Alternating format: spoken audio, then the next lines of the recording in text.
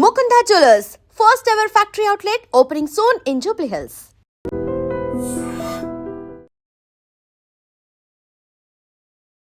Sir చాలా మంది Nagababu sir stage మీదకి వచ్చిన తర్వాత మీ సపోర్ట్ అయిన తర్వాత అండ్ నిహారిక గారు అండ్ నాగార్జున సార్ మాట్లాడుకునే దాంట్లో కూడా అవును డాడీ వచ్చారు, బర్నీ గారు వాళ్ళ ఫ్రెండ్ బర్నీ గారు ఉన్నారు అని చెప్పి డాడీ వచ్చారు అన్నది. కానీ ఇదంతా కూడా ఏంటి అంటే ఓకే నాగబాబు గారు మనిషి, సో నాగబాబు గారి రికమెండేషన్ త్రూ బిగ్ బాస్కి వచ్చారు అన్నది చాలా ఎక్కువగా బయట స్ప్రెడ్ అయింది సార్.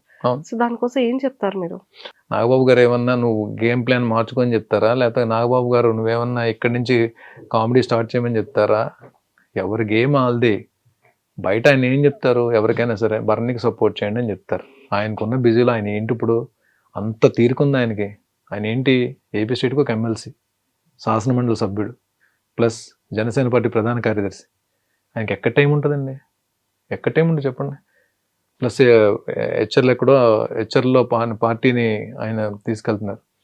ఆ ఉన్న టైంలో నేను ఒక క్లోజ్ బ్రదర్ లాగా లేదా నేను ఒక గురువులా భావిస్తాను కాబట్టి సపోర్ట్ చేయడానికి రావాలి కాబట్టి వచ్చారు. పాపం ఒక మాట చెప్పారు బర్నీ గారిని.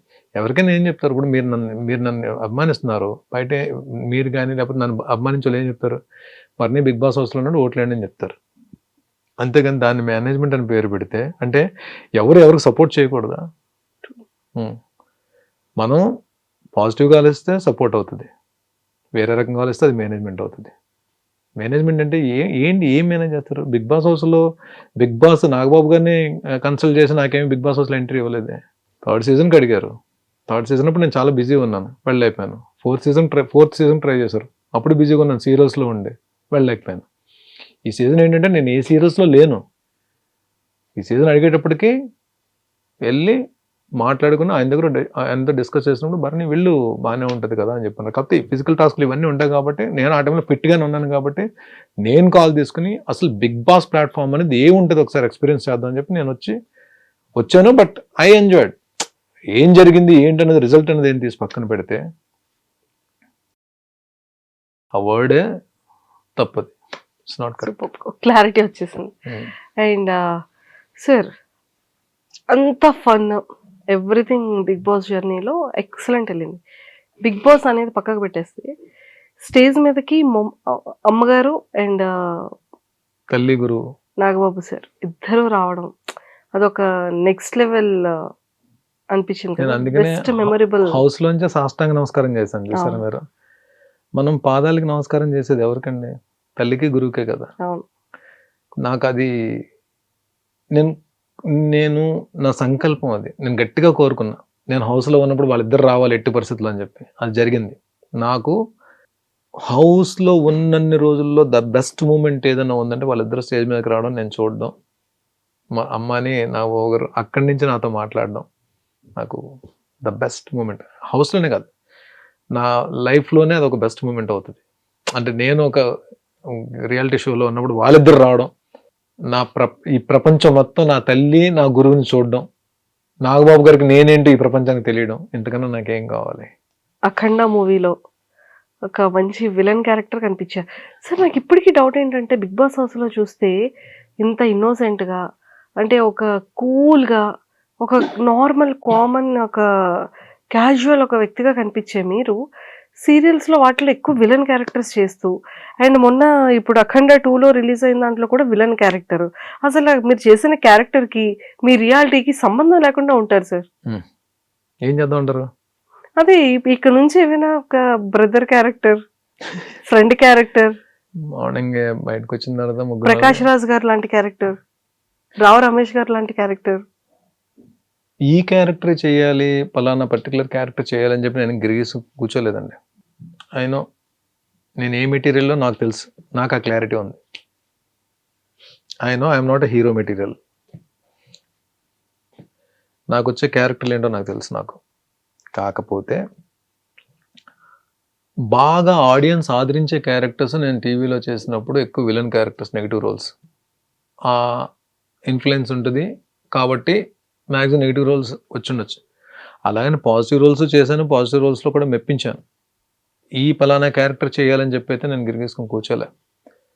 నేను ఇదే ఈ ఇంటర్వ్యూ సందర్భంగా నేను అందరి డైరెక్టర్స్కి, టీఎఫ్ఐ తెలుగులో ఉన్న అందరి డైరెక్టర్స్కి వినమ్రంగా నమస్కరిస్తూ రిక్వెస్ట్ చేసేది ఏంటంటే, భరణి ఏ క్యారెక్టర్ అని చేస్తాడు. అది 1 డే క్యారెక్టరా, 2 days క్యారెక్టరా, నెగిటివ్ క్యారెక్టరా, బ్రదర్ క్యారెక్టరా, ఫాదర్ క్యారెక్టర్, యంగ్ ఫాదర్ క్యారెక్టరా, ఏ క్యారెక్టర్ అని చేయడానికి సిద్ధంగా ఉన్నానండి.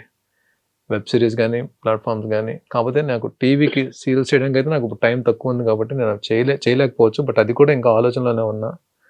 బట్ గెస్ట్ రోల్స్ ఏమైనా చేస్తాను నేను టీవీకి కూడా. షోస్ ఏమైనా ఉన్నా షోస్కి అటెండ్ అవుతాను, చేస్తాను. బట్ మూవీస్లో కానీ, వెబ్ సిరీస్లో కానీ ఏ క్యారెక్టర్ అయినా చేయడానికి సిద్ధంగా ఉన్నానండి. బట్ చేస్తున్నాను కూడా ఆల్రెడీ. ఇప్పుడు నాకు షూటింగ్స్ జరుగుతున్నాయి. స్టార్ట్ అయిపోయింది షూటింగ్. కొన్ని షూటింగ్స్ ఆల్రెడీ ఆన్లో ఉన్నాయి. జాన్ నుంచి ఒక షూట్ స్టార్ట్ అవుతుంది. ఇంకెంత జాన్ వచ్చేస్తుంది కదా సార్. వెబ్ సిరీసా? మూవీ అండి. మూవీ స్టార్ట్ అవుతుంది. ఇంకొక సర్ప్రైజ్ కూడా మీకు జరుగుతుంది. బిగ్ బాస్ నుంచి బయటకు వచ్చే ముందు ఏం జరిగాయి, ఏ ప్రాజెక్ట్ ఎంటర్ అవుతున్నాను అన్నది అది ఇప్పుడు నేను ఇక్కడ రివీల్ చేయట్లేదు. నేను లాస్ట్ ఇంటర్వ్యూలో కూడా పెద్ద ప్రాజెక్ట్ చేయబోతున్నాను అని చెప్పాను కదా, అది కూడా అనేపోతుంది. జాన్ నుంచి నాకు 3 movies షూట్ స్టార్ట్ అవుతుంది, బ్యాక్ టు బ్యాక్. అబ్బా సూపర్. సార్ మీరు చెయ్యని హీరోస్ ఎవరు? ఏ హీరోస్ తో వర్క్ చేయలేదు? నాగార్జున గారు మొత్తం అందరితో వర్క్ చేశాను కదండి. అందరు హీరోస్ తో వర్క్ చేశారు. పవర్ స్టార్ తో చేశాను, వెంకటేష్ గారితో చేశాను, మెగాస్టార్ తో చేశాను, ఎన్టీఆర్ గారితో చేశాను, చరణ్ సార్తో చేశాను. ఆల్మోస్ట్ బాలేబాబు గారితో బాలేబాబు గారితో 2 సినిమాలు చేశాను. రవితేజ గారి మూవీలో చేశాను. రవితేజ గారితో వర్క్ చేశాను. ఆల్మోస్ట్ అందరు డైరెక్టర్స్ తో వర్క్ చేశాను. ఒక్క త్రివిక్రమ్ గారితో నేను వర్క్ చేయలేకపోయాను. ఆల్మోస్ట్ డైరెక్టర్స్ అందరితో వర్క్ చేశాను. త్రివిక్రమ్ శ్రీనివాస్ గారు, త్రివిక్రమ్ సార్తో వర్క్ చేయలేకపోయాను. మహేష్ బాబు గారితో అది చేశాను కదండి. మహేష్ బాబు గారితో అతిథి సురేందర్ రెడ్డి గారి కాంబినేషన్ డైరెక్షన్. ఆల్మోస్ట్ అందరు హీరోస్ చేశానండి. నాగ్ సార్ తో చేయలేను. వెరీ సూన్ నాగార్జున సార్ తో స్క్రీన్ అయితే షేర్ చేసుకున్నారు, స్టేజ్ షేర్ చేసుకున్నారు. ఏమో బిగ్ స్క్రీన్ కూడా అలా మూవీ కూడా త్వరగా సిల్వర్ స్క్రీన్ లో షేర్ చేసుకుంటే జరుగుతుంది, పక్కా జరుగుతుందండి. తదాస్తు. Thank you. అప్పుడు మాత్రం ఒక మంచి స్వీట్ బాక్స్ ఇవ్వాలి మీరా? నేను మీకు ఇవ్వాలా? మరి జరగాలని విష్ చేస్తున్నాం కదా చాలా. 100% అండి, 100%. సో అయితే వెరీ సూన్ అది కూడా గుడ్ న్యూస్ వినబోతున్నాం సార్. అంటే వెబ్ సిరీస్ ఒక కేటగిరీ ఉంటుంది, ఫిలిమ్స్ వచ్చేసేటప్పటికి ఒకలా ఉంటాయి, అండ్ డిఫరెంట్ స్టోరీస్. అంటే నెంబర్ ఆఫ్ స్టోరీస్ చేస్తుంటారు. బట్ మీకు ఈ టైప్ ఆఫ్ స్టోరీ అంటే ఇష్టమైనది ఏంటి మీకు పర్సనల్ గా? మీరు అన్ని చేస్తారు, బట్ మీకు ఇది ఛాలెంజింగ్ గా నాకుంది, నేను ఇలాంటి క్యారెక్టర్ చేయాలి, ఇలాంటి క్యారెక్టర్ లో కనిపించాలి అనే ఛాలెంజింగ్ క్యారెక్టర్ ఏంటి?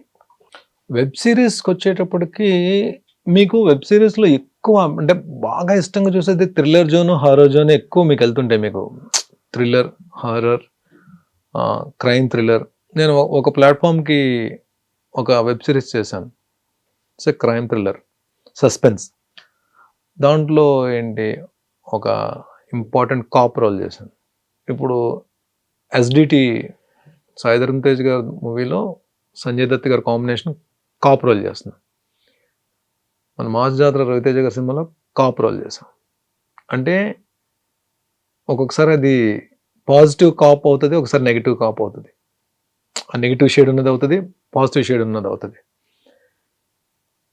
టీవీలో కూడా చాలా వేరియేషన్స్ ఉన్న క్యారెక్టర్స్ చేశాను. పర్టికులర్గా ఒక క్యారెక్టర్ చేయాలని అయితే నాకు అంటే ఇదే క్యారెక్టర్ చేయాలని చెప్పి నాకు మైండ్లో లేదండి. ఏ క్యారెక్టర్ వచ్చినా సరే బెస్ట్ ఇవ్వాలి, భరణి అన్ని క్యారెక్టర్స్ చేయగలడు అనే పేరైతే తెచ్చుకోవాలి ఇండస్ట్రీలో. అందరు డైరెక్టర్స్ కూడా భరణికి క్యారెక్టర్ ఇద్దామని చెప్పి అనిపించుకోవాలి.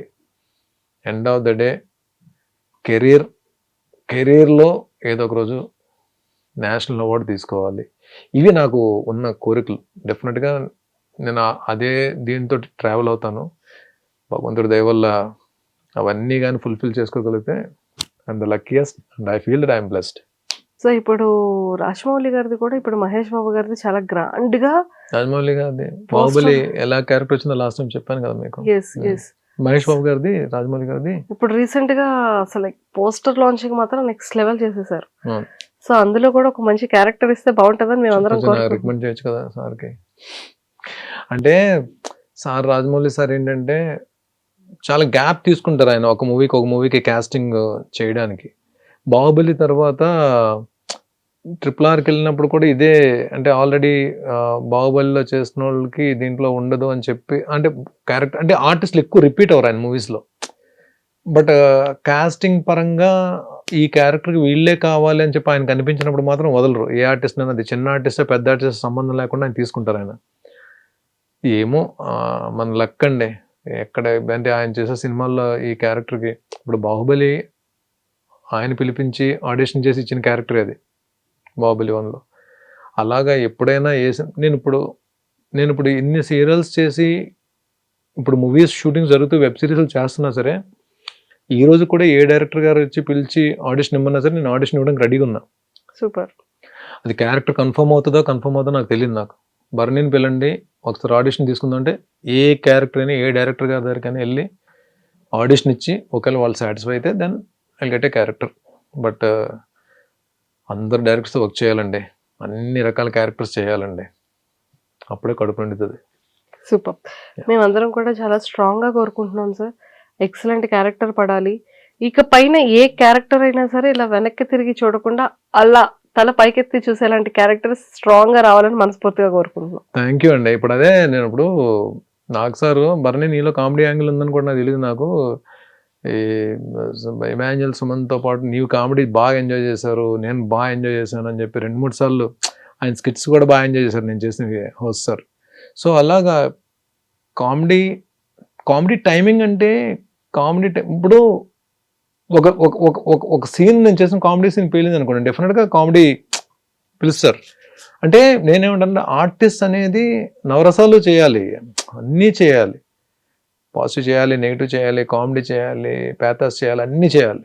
దానికి సిద్ధంగా ఉన్నా, ప్రిపేర్డ్గా ఉన్నా, ఫిజికల్లీ ఫిట్లో ఉన్నా, సో యాక్షన్ చేస్తాను, కామెడీ అన్నీ చేస్తాను. కాబట్టి ఎవరు పిలిచి ఏ క్యారెక్టర్ ఇచ్చినా వాళ్ళకి గ్రీన్ టిక్ అందరికీ థ్యాంక్స్ చెప్పి వినమ్రంగా నా చేతులు జోడించి రిక్వెస్ట్ చేస్తాను, నీ క్యారెక్టర్ ఐఎమ్ రెడీ, నేను రెడీగా ఉన్నాను చేయడానికి, ఎవరు పిలిచి ఏ క్యారెక్టర్ ఇచ్చినా సరే. టాప్ 5లో 5 మెంబర్స్ ఉన్నారు. సో ఈ 5 మెంబర్స్ గురించి ఒక్కొక్క వర్డ్ మీ మాటల్లో. ఫస్ట్ తనుజ. ఆ రిలేషన్స్, మన ఎఫెక్షన్స్ వీటికన్నా గేమ్కే ఇంపార్టెన్స్ ఇస్తుంది కాబట్టి ఈరోజు ఆ పొజిషన్లో ఉంది. దాన్ని ఎవరు తప్పుపడ్డానికి వీళ్ళ. She's a player, she's a fighter.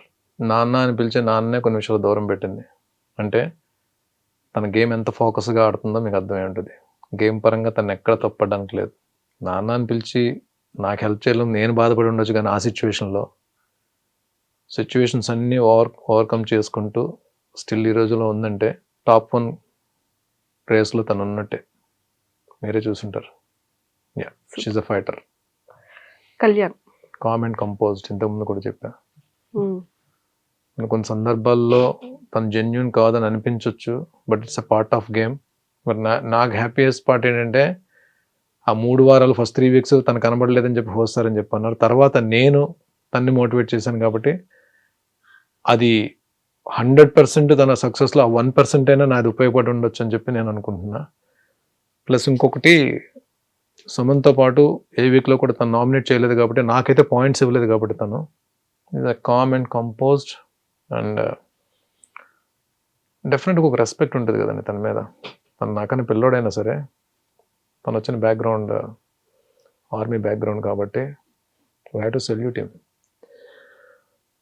నేను అక్కడ హౌస్లో చెప్పలేకపోయాను, బట్ ఈరోజు చెప్తున్నా. మనకి కొన్ని ప్రొఫెషన్స్ అనేటప్పటికీ తెలియకుండానే బాడీలోంచి ఒక పూనకం వస్తుంది మనకి. ఫస్ట్ మనకి ప్రతి భారతీయుల్లో పూనకం వచ్చేది ఒక ఆర్మీ పర్సన్ చూస్తేనే. వాళ్ళకి ఏముంటుంది, వాళ్ళకి అంటే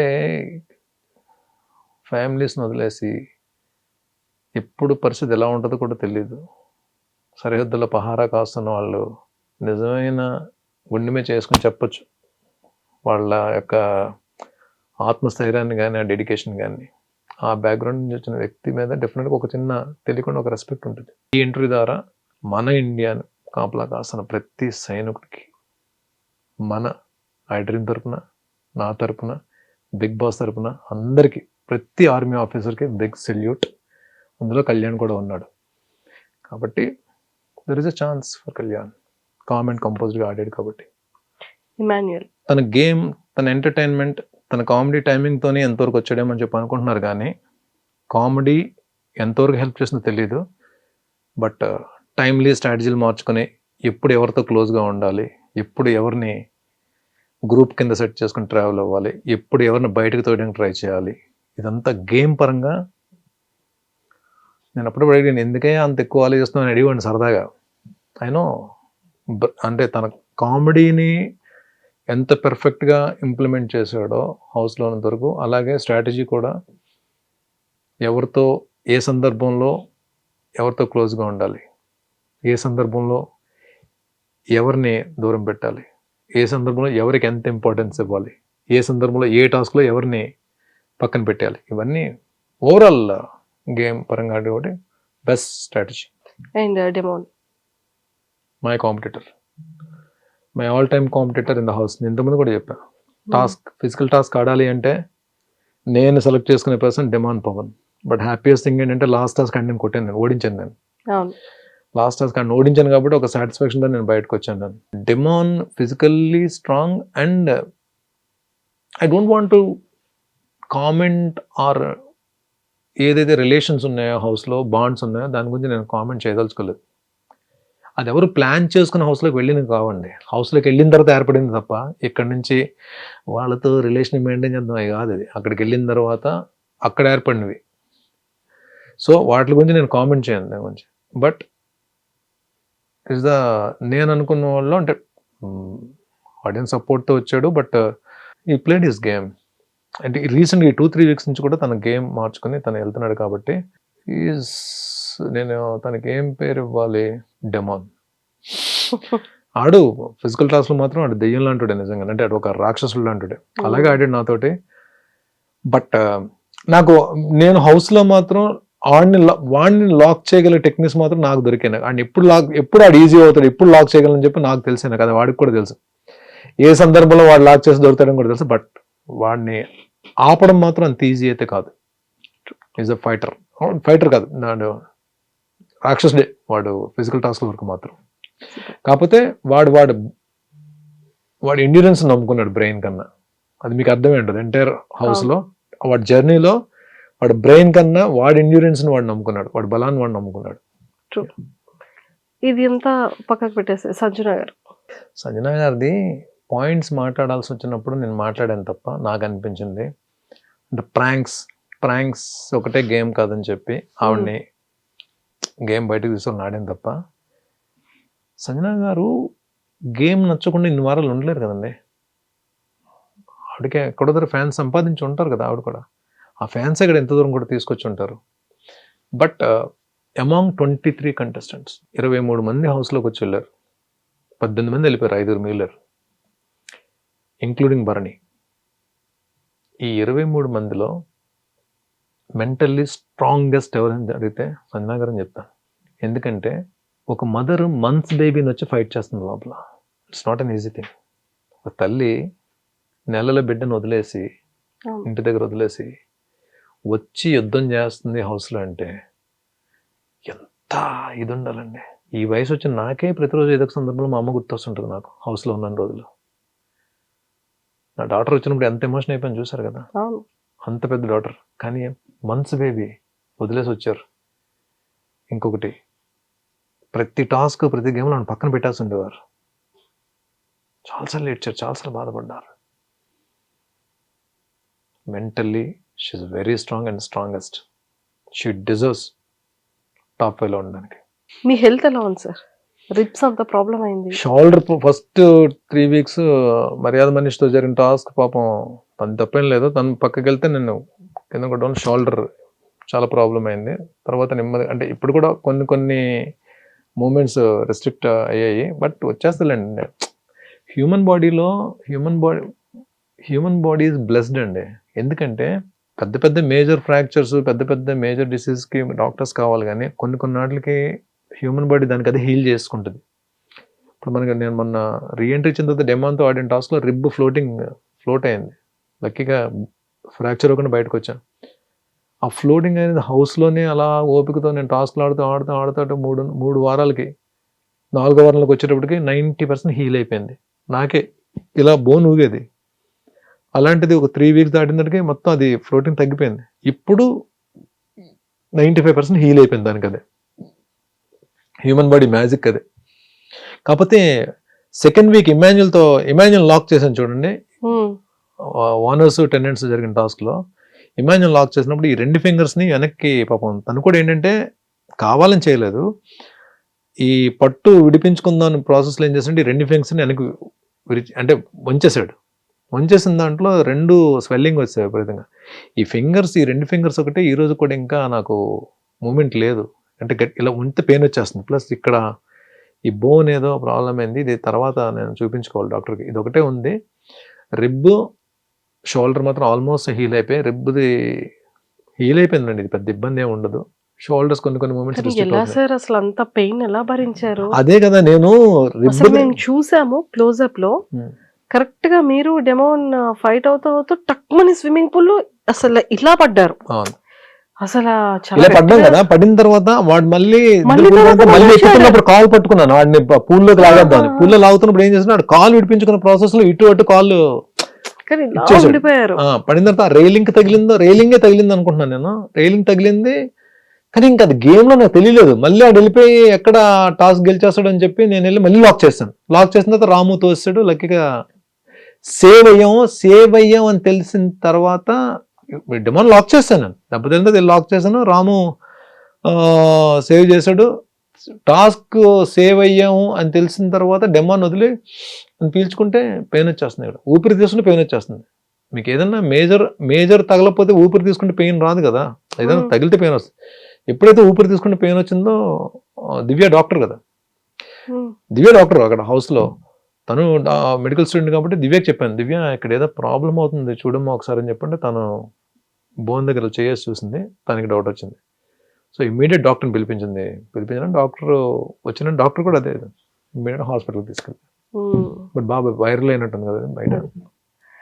బిగ్ బాస్ జర్నీ అయిపోయింది. ఇప్పుడు మళ్ళీ న్యూ బిగిన్స్. ఇక పైనుంచి ఇప్పటి వరకు ఉన్న రెస్పాన్సిబిలిటీస్, ఇప్పటి వరకు ఉన్న మీ యాక్టింగ్ బాధ్యతలు అన్నీ వేరు. ఇక పైన ఇప్పుడు జనాల హృదయాల్ని అలా విన్నయ్యారు. ఏవైతే బంధాలు కాదు అనుకున్నారో. మీరేమంటారు? మీరు ఒక జెన్యూన్ ఇది చెప్పండి. నేను బిగ్ బాస్ హౌస్ లోకి వెళ్ళి బయటకు వచ్చిన తర్వాత నాకు మంచి జరిగిందా లేదన్నా బ్యాడ్ జరిగిందా? చాలా మంచి జరిగింది. Sure.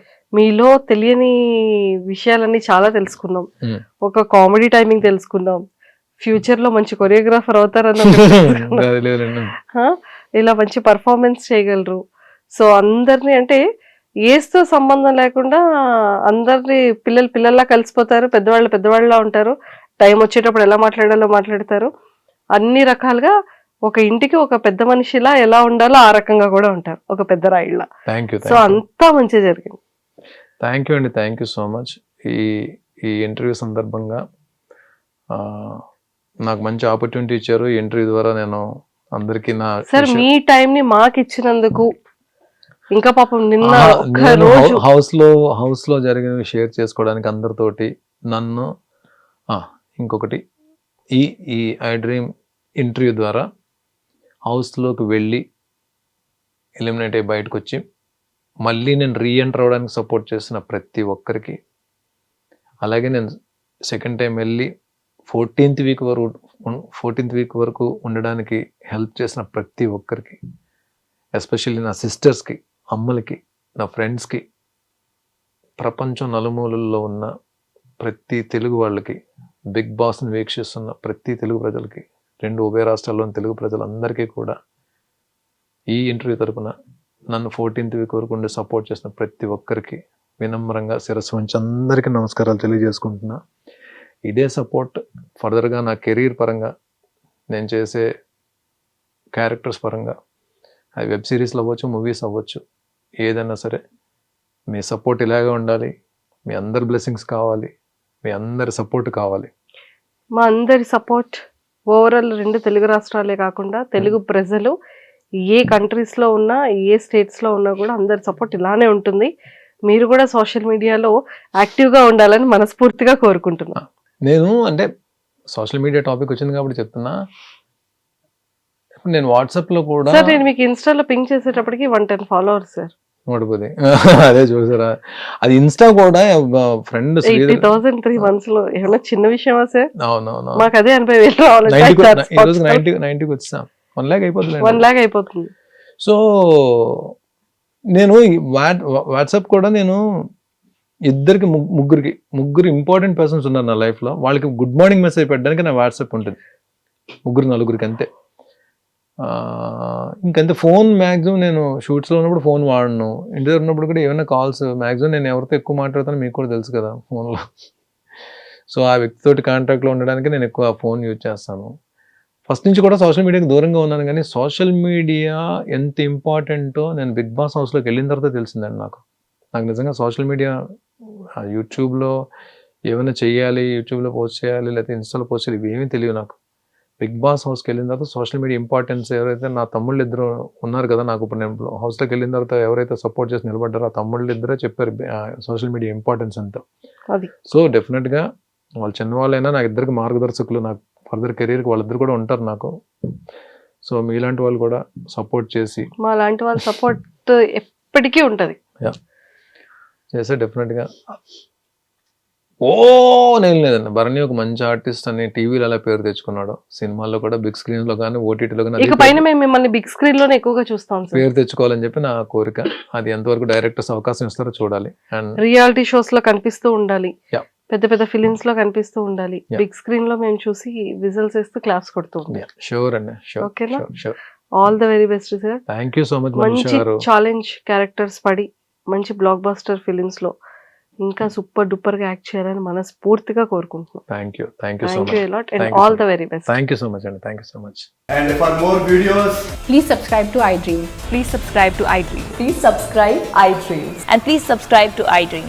For more videos, subscribe to iDream. please like, share and subscribe to the channel. Congratulations, iDream. Subscribe to iDream. Subscribe to iDream. So subscribe to iDream Media. iDream ki iDream team andarki huge congratulations. Please subscribe iDream Media. Please subscribe to iDream. Subscribe iDream. Please subscribe to iDream. iDream అంటే నా కళల channel subscribe చేసుకున్న నోరు తిరుగుతలేదు, మీరైతే గంట గుర్తు కొట్టండి. For more such videos, please subscribe to iDream. Subscribe to iDream. Please subscribe to iDream. Please subscribe iDream Media. Please do subscribe to iDream. Please subscribe to iDream Media. For best entertainment and information, please subscribe iDream. And don't forget to subscribe to iDream.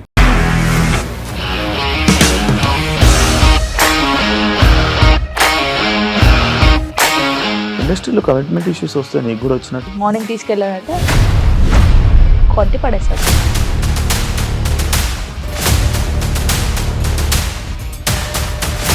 ఒక్కళ్ళు కూడా చూడలేదు ఈ cinema అని చెప్పడానికి కూడా చాలా ధైర్యం కావాలి. అది నిజం కదా, దాంట్లో ధైర్యం ఏంటి? ఇది నెక్స్ట్ డే ప్లేట్ మార్చేస్తే తప్పు కదా. As of now we are comfortable this అని నేను అనుకుంటున్నాను. రష్మిక గారిది మీది ఒకే ఊరు అంట కదా.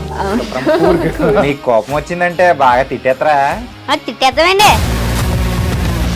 నిజంగా గేమ్ ని ఎలా చేంజ్ చేయగలిగారు? ఏపీఎస్ఎఫ్సి వాళ్ళకి 6 నెలల్లో నేను 6 లక్షలు కట్టా. బిజినెస్ చేయాలనుకుంటే it is as difficult as riding a tiger.